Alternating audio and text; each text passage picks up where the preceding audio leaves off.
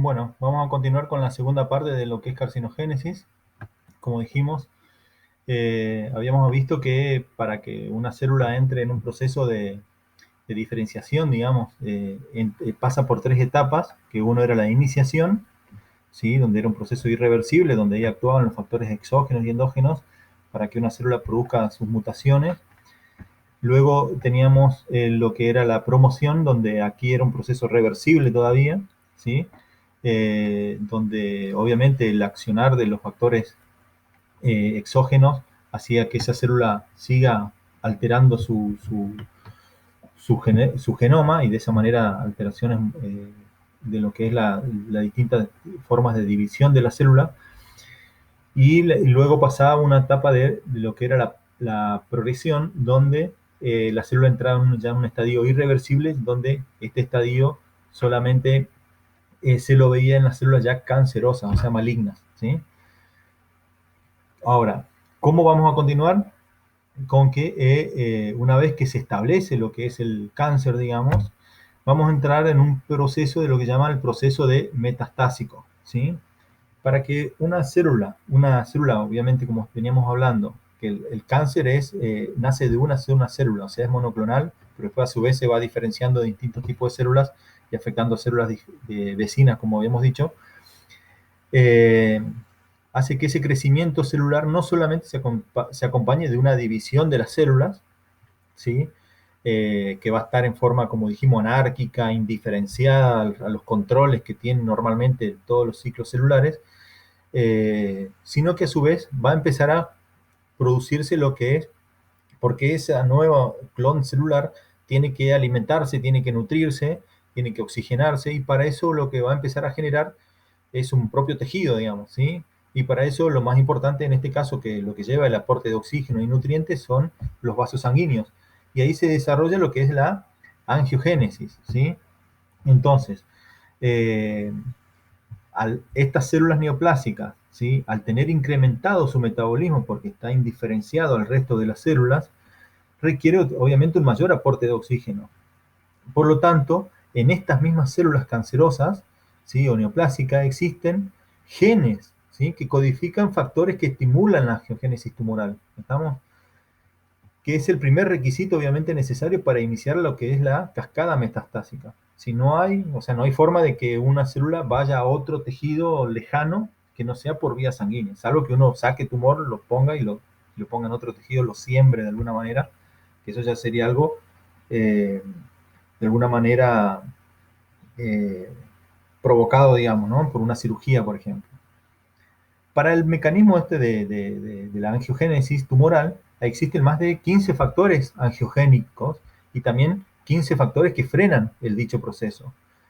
En estos factores angiogénicos hay una fuente importante que involucra a las células endoteliales. ¿Estamos?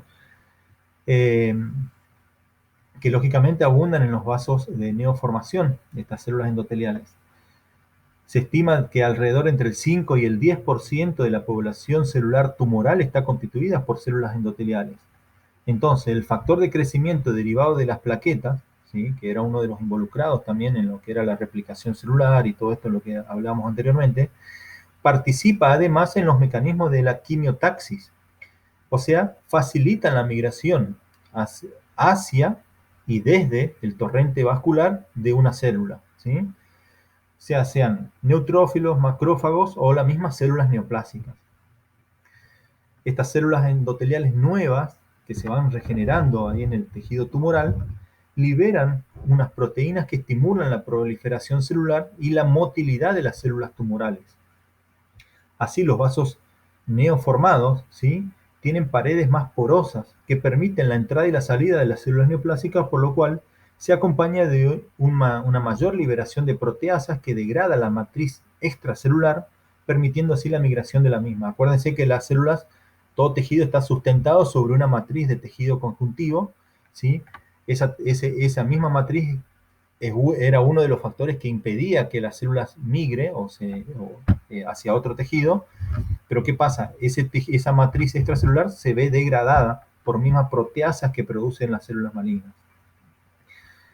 En recientes estudios se han demostrado que, por ejemplo, el óxido nítrico estimula la angiogénesis, También existen otras sustancias angiogénicas, eh, como también existen antiangiostáticas, digamos, ¿sí? O angiostáticas, perdón. Antiangiogénicas o angiostáticas, que también son elaboradas por el mismo tumor.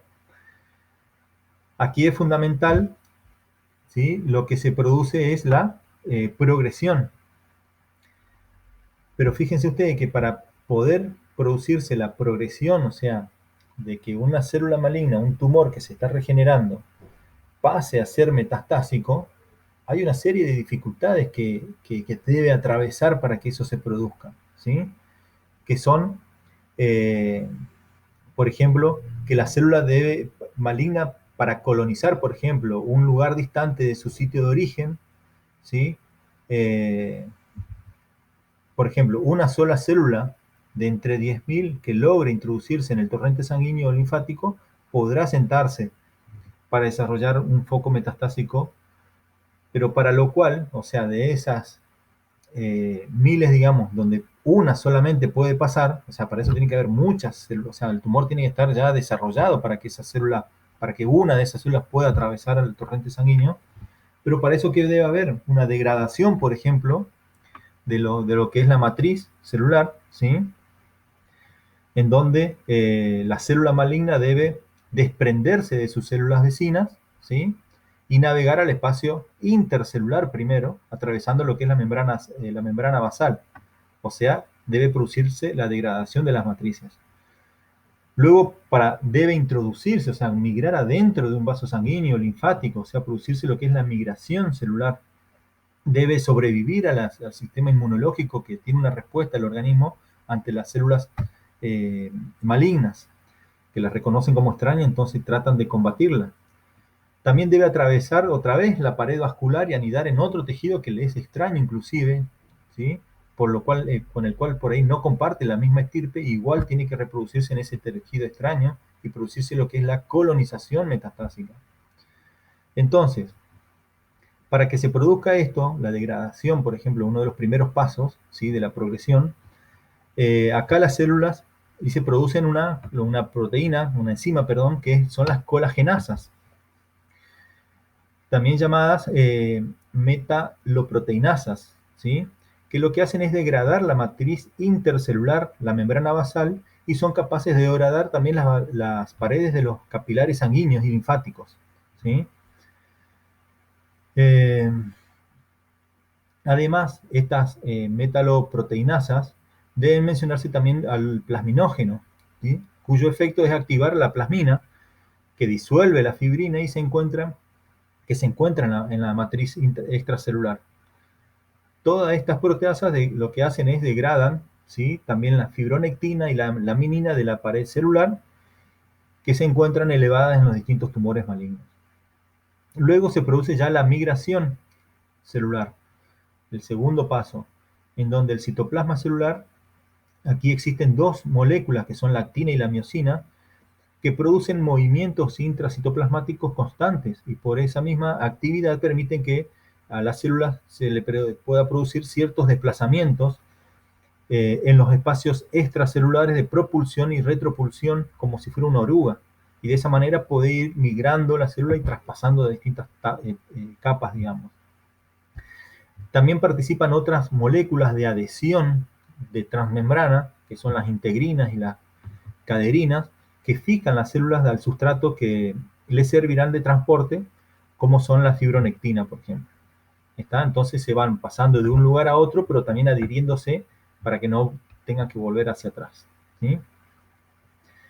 Luego, con respecto a la respuesta inmune, las células malignas obviamente pueden de alguna manera disfrazarse o burlar toda la vigilancia inmunológica por la gran cantidad de antígenos que presentan. Entonces, el sistema inmunológico no le da tiempo al reconocimiento por parte de la respuesta inmunológica. También puede haber una falla a nivel del complejo de mayor de histocompatibilidad tipo clase 1, ¿sí? Por falta de la proteína B7, por ejemplo, que es necesaria para que la presentación sea correcta por parte de dicho complejo a los linfocitos citotóxicos CD8, por ejemplo, ¿sí?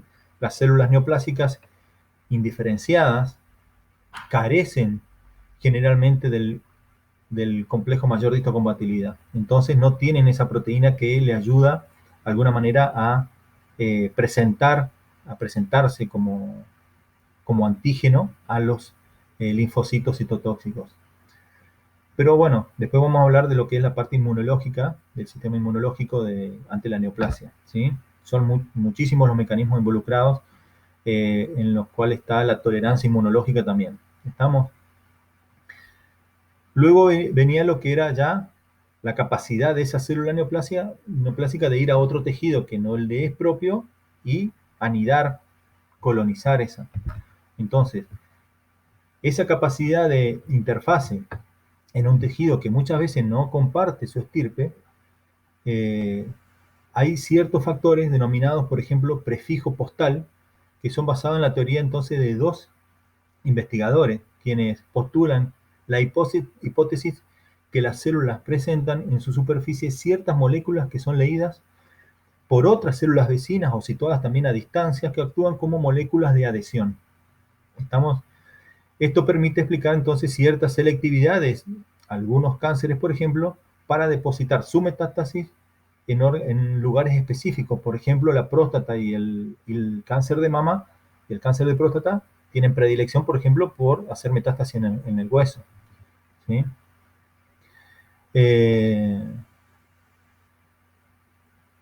Sería también, de alguna manera, fácil asiento de metástasis por su particular disposición microcapilar que facilita la éstesis circulatorio y el anclaje de las células neoplásicas, por ejemplo, en lo que es el pulmón y el hígado, ¿sí? Como hay una circulación, por ejemplo, portal en el hígado o la circulación menor en el pulmón, donde llegan las venas, se convierten en capilares, llegan las arterias, se convierten en capilares y salen las venas pulmonares, o a nivel del hígado, el sistema portal, donde llega la vena porta, se convierte en capilares y luego sale por las venas suprahepáticas, hace que ahí, a nivel de esos capilares, estas células puedan quedar estancadas de alguna manera y ser el lugar donde puedan producirse la adhesión de estas células neoplásicas y producir lo que es la metástasis. Por eso también la mayoría de los cánceres se los estudia para ver si tienen metástasis o no a nivel del hígado y los pulmones. Bien, perdón. Ahora, con respecto a lo que es la carcinogénesis y la herencia, para diversas neoplasias se sugiere la existencia de una herencia mendeliana mediante, ¿no? Como habíamos visto anteriormente. Por ejemplo, alguna familia está aumentando el riesgo para un determinado tipo de tumor, pero en algunos está incrementado el riesgo para varios tipos de tumores. Por ejemplo, las neoplasias determinadas genéticamente aparecen en edades más tempranas y tienen un origen multifactorial. Por eso es que, por ejemplo, la poliposis familiar colónica, ¿no? Hay que empezar a estudiarlo, a hacer screening en los familiares ya desde temprana edad, ¿sí? Para evitar que lleguen al cáncer de colon, por ejemplo. Y esta predisposición genética al cáncer se manifiesta entonces de distintas maneras. Primero, puede ser que se herede ya directamente la mutación que predisponga al portador al desarrollar un tumor. Ya directamente vos heredás la mutación ya adquirida, digamos.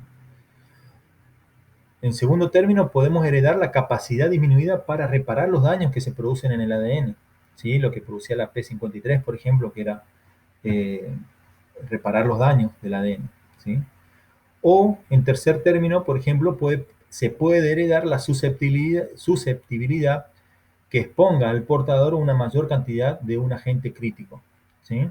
Por ejemplo, estar en un lugar donde hay más agentes tóxicos que predispongan a la formación de ciertos tumores. La susceptibilidad es importante, obviamente, la susceptibilidad genética es importante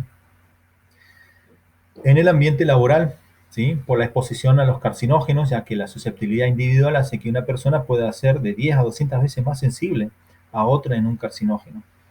¿Estamos? Por eso es importante tener en cuenta la susceptibilidad genética.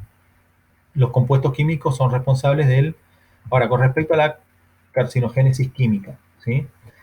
La carcinogénesis química acá podemos decir que los químicos son responsables del 5% de los tumores en la población general y un 30% de los trabajadores que lo manipulan. En la actualidad hay 107 sustancias químicas, de las cuales 39 han demostrado ser carcinogénicas para el ser humano y 68 de forma probable. Aquí presentan distintas características. Pueden aparecer en edades tempranas, presentan especificidad de órgano, aparecen tras la exposición prolongada y repetida, y su periodo de latencia es largo. Existe mayor incidencia en varones, 7-1, porque son los que habitualmente manipulan las sustancias químicas.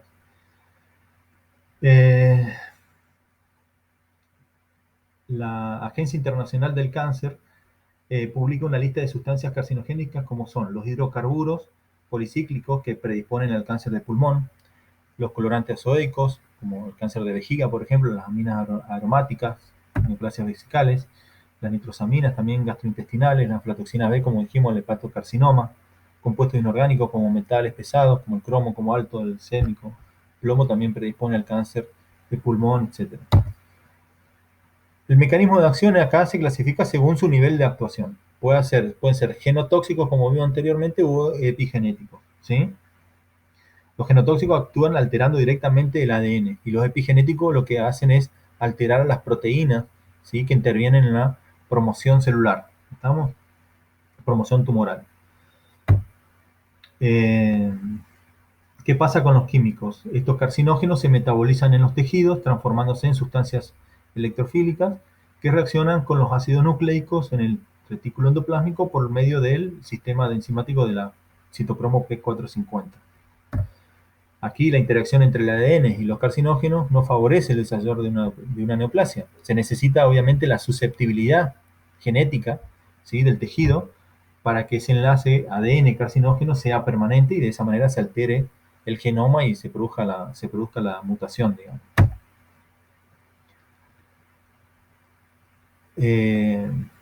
Dentro de esto, los carcinógenos están asociados obviamente al estilo de vida, a la actividad laboral y a las exploraciones médicas. Por ejemplo, los estilos de vida, los hábitos, por ejemplo, las bebidas alcohólicas favorecen el cáncer de esófago, de hígado, de la faringe, laringe. Los factores dietéticos, por ejemplo, el cáncer de mama, de colon, endometrio. La promiscuidad sexual, el cáncer de cervix. El tabaco, por ejemplo, el cáncer de boca, laringe, pulmón, laringe, faringe, ¿sí? Con respecto a la actividad asociada a la actividad laboral, el arsénico al cáncer de pulmón, el asbesto al cáncer de pulmón y el mesotelioma, que es el cáncer de los tejidos serosos, digamos, de la pleura, por ejemplo. Las aminas aromáticas al cáncer de vejiga, el níquel al cáncer de pulmón y senos, el cromo al pulmón. Con respecto a los métodos diagnósticos, los alicantes al cáncer de vejiga, leucemia, los inmunodepresores, por ejemplo, el linfoma, sarcoma de Kaposi, el metroxazolaleno, por ejemplo, el cáncer de piel, paracetamol, el cáncer de pelvis renal, estrógenos al cáncer de endometrio. La dieta humana tiene un papel importante en la carcinogénesis por la inclusión de sustancias carcinogénicas, como por ejemplo la aflatoxina B, que proviene de un hongo, por ejemplo, o las grasas. Y también porque también se incorporan con la dieta factores que inhiben la carcinogénesis, o sea, tienen un doble efecto, favorable y desfavorable. Dentro de los factores que inhiben la carcinogénesis tenemos las sustancias que reducen la síntesis endógenas de los carcinógenos, como la vitamina C, sustancias que reducen también la absorción de los carcinógenos, que es las fibras, y otras sustancias que alteran la producción tumoral, como los betacarotenos, ¿sí? Ahora, con respecto a la carcinogénesis física, tenemos que entre los agentes físicos aparece la producción de tumores malignos, y acá se destacan las radiaciones ionizantes y ultravioletas, las fibras minerales y los cuerpos extraños. Las radiaciones ionizantes, entre las radiaciones, acá tenemos el cáncer que se sospechó después del descubrimiento de los rayos X. En 1902 se conoció el primer caso de tumor conducido por radiaciones, un tumor epitelial en las manos de un radiólogo, ¿sí? Las radiaciones ionizantes son las que por su elevada energía son capaces de ionizar los átomos del medio irradiado, de esa manera rompiendo los enlaces químicos fuertes y favoreciendo las mutaciones, como hemos visto anteriormente. Se han asociado también a gran variedad de tumores, tumores de piel, de pulmón, de mama, tiroides, hueso, leucemias, tumores de hígado. La frecuencia de tumores inducidos por radiaciones es menor al 1%.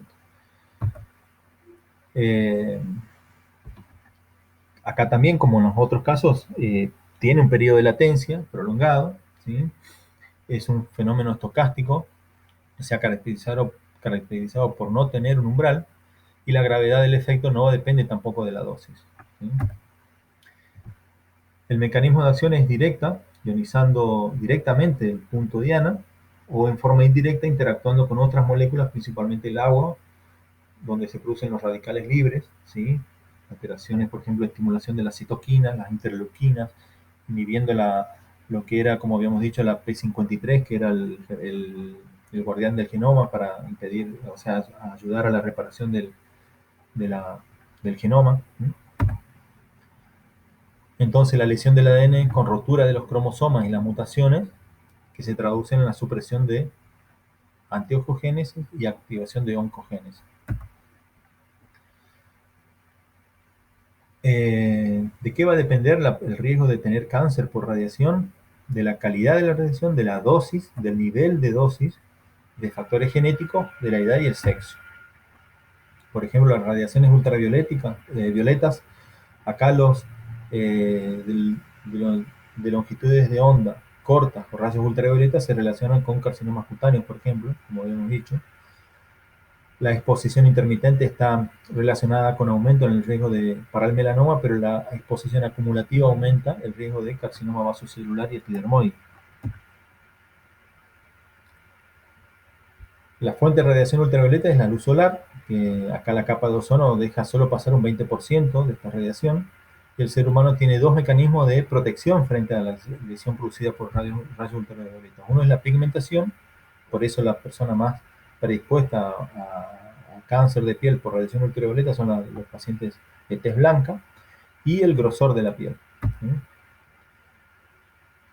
Con respecto a las fibras minerales, tenemos tipos de fibras minerales fibrosas, donde tenemos las fibras de vidrio sintéticas, las cristalinas sintéticas y las minerales naturales. Todos poseen propiedades carcinogénicas. Dentro de esto, el asbesto es el más estudiado y se ha implicado en la génesis de dos tipos de neoplasias, el mesotelioma maligno y el cáncer broncopulmonar. El mecanismo de acción es que interfiere en la segregación cromosómica y produce alteraciones en la anafase, ¿sí? Que es cuando la célula se divide. Los oncogenes, ahora con respecto a los carcinogénesis viral, dijimos que los oncogenes se reconocieron como genes celulares que eran adquiridos por los retrovirus. Participan, o sea, hay genes, oncogenes virales que se introducen en los genes celulares y producen las mutaciones. Participan en diferentes tipos de tumores y que pueden estar involucrados en diferentes niveles de la carcinogénesis. En el año 1958 se descubrió el primer virus que produce tumores en el ser humano, como el virus de Epstein-Barr, que produce el linfoma de Burkitt. Otros virus son los virus de herpes virus, de padnavirus y los papilomavirus. Por ejemplo, los retrovirus, tenemos el HTLV1, que produce el linfoma en el T en el adulto, y el HTLV2, que produce la tricoleucemia T. Dentro de los herpes virus tenemos el de Epstein-Barr, que produce el linfoma de Burkitt. Como cofactor está el paludismo, el carcinoma nasofaringe, asociado como cofactor a las nitrosaminas, el linfoma inmunoblástico asociado a la inmunodeficiencia. Luego tenemos el virus, el herpes virus del sarcoma de Kaposi, que produce el sarcoma de Kaposi. Luego los papilomavirus tenemos el HPV 16, 18, 33 y 39, que produce carcinoma anogenitales, carcinoma de las vías respiratorias superiores, asociado al tabaco, anticonceptivos orales. Y luego tenemos el HPV 5, 8 y 17, que produce carcinoma de piel, asociado a factores genéticos y exposición al sol. Dentro de los hepatnavirus tenemos el virus B, produciendo el de la hepatitis B, produce el hepatocarcinoma, y está también asociado a otros cofactores como la aflatoxina, el tabaco y el alcohol. Bueno, con respecto a los mecanismos de proliferación celular, que es lo que habíamos visto anteriormente, todo tumor es la consecuencia final de la alteración de la regulación del ciclo celular en algunos de sus puntos. Por ejemplo, en la estimulación excesiva en la proliferación o alteración de los mecanismos de control mediados por la proteína P53, por ejemplo, que favorece el crecimiento celular. y cualquier desajuste en la actuación del complejo del sistema de ciclinas y sinasas que puede provocar la formación de una población celular cuantitativa y cualitativamente anormal. O sea, se saca el freno de alguna manera que existía en la fase G1, en donde había, en lo que se producía en esa fase era la reparación del genoma, de las distintas alteraciones que se podían ir formando. Al sacarse el freno, la célula empieza a dividirse con las alteraciones en el genoma y por eso la célula se va alterando y cada vez las células hijas que van naciendo con más alteraciones hasta transformarse en una célula oncológica, digamos. Uno de los mecanismos, de alguna manera, regulatorios para producir, impedir de alguna manera lo que era la formación de una célula cancerosa era la apoptosis, que es la muerte celular, cuyo objetivo es eliminar las células del huésped que ya no son necesarias a través de la activación de una serie de coordinada y programada de acontecimientos internos a nivel genético, ¿sí? Pero ¿qué pasaba? Los mecanismos que inducen a la apoptosis son los internos, cambios en la subdiferenciación, proliferación y pérdida del carácter de territorialidad, o factores, mecanismos externos, donde las agresiones por agentes físicos o químicos, virus o factores del medio, alteran lo que es el microambiente celular y de esa manera la célula pierde su capacidad de autorregulación. Acá la cromatina, en la apoptosis la cromatina normalmente, ¿no? La cromatina se condensa, el ADN se corta, el citoplasma se condensa, hay una reducción en el volumen celular y una fragmentación que forman los cuerpos apoptóticos. Esto no desencadena ninguna respuesta inflamatoria y no deja huella. Esto es lo que ocurre normalmente. Los factores desencadenantes de la apoptosis son la proliferación aumentada, ¿sí? Alteraciones del ADN, por ejemplo, por quimio-radioterapia, o sea, como dijimos, cuando una célula viene dividiéndose ya con muchas alteraciones o mutaciones, lo que hace la P53 y etcétera es llevarla hacia el ciclo de la muerte celular programada o la apoptosis para impedir que esa célula siga produciendo más mutaciones, digamos. Diferenciaciones aberrantes, infecciones virales, por ejemplo, hace que la célula obviamente muera, células citotóxicas, pérdida de la territorialidad. Ahora, para diferenciarlo de la necrosis, es un espectro de cambios morfológicos que siguen a la muerte celular en el tejido vivo, ¿sí? Derivados de la acción degradativa progresiva de las enzimas y desnaturalización de las proteínas sobre las células mortalmente lesionadas. Entonces, la necrosis se produce con una reacción inflamatoria. Hay un aumento en el volumen de la célula, una ruptura celular y vertido del contenido de la célula que induce la respuesta inflamatoria. Acá las organelas celulares se encuentran alteradas, hay una hidrólisis del ADN en fragmentos heterogéneos, hay una pequeña agregación de cromatina, ¿sí? Agregado de cromatina, y que conduce a la destrucción del tejido y generalmente es de causa accidental, ¿sí? No es programada, como la apoptosis, que no hay reacción inflamatoria, la célula hay una disminución en el volumen celular y fragmentación celular, formando los cuerpos apoptóticos. Acá las organelas quedan intactas, hay una hidrólisis del ADN en fragmentos nucleosómicos, se forman grandes masas heterocromáticas perinucleares que afectan a determinadas células en forma selectiva y programada genéticamente. Cuando se altera entonces el equilibrio normal entre una célula, se favorece la aparición de un fenotipo transformado que origina una neoplasia por el mecanismo de apoptosis. Acá el mecanismo de estas células mutadas son eliminadas, por lo tanto la célula se sigue dividiendo y nunca muere. Si falla algún sistema de la apoptosis, se desarrolla un tumor por la acumulación de células que no siguen el proceso de muerte programada.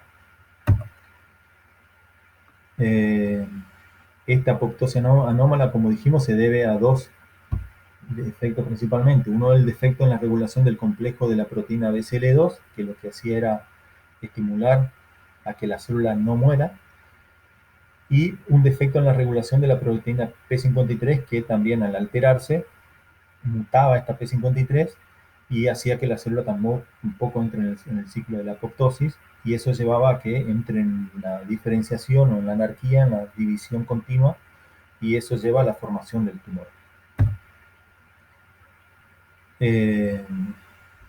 La alteración genética más prevalente es la alteración que involucra a la proteína P53, como dijimos, que es la que controla el crecimiento normal de la célula y elimina las que tienen características transformadas. Al alterarse esta proteína P53, Hay una génesis y una perpetuación de la neoplasia. ¿Sí? O sea, se inhibe ese proceso de suicidio o de muerte celular programada. Aquí la terapia antitumoral, que solo daña a las células malignas sin producir su muerte, es eficaz si el sistema P53 está intacto. Si no, no sirve, ¿verdad? ¿Sí? Porque si el sistema P53, que es la que hace que la célula siga muriendo, está alterado, lamentablemente la terapia antitumoral no va a funcionar porque se va a seguir dividiendo el tumor. Entonces, la célula neoplásica maligna es el resultado de acumulación de una serie de alteraciones en el ADN, mutaciones, translocaciones, de lesiones, que se desarrolla una célula transformada con diferenciación aberrante, de proliferación aumentada, de supervivencia prolongada, con capacidad de invadir y producir metástasis. Así pasa de una célula normal a una célula cancerosa. Bueno, con esto espero que les sirva, chicos, sobre lo que es la carcinogénesis en general.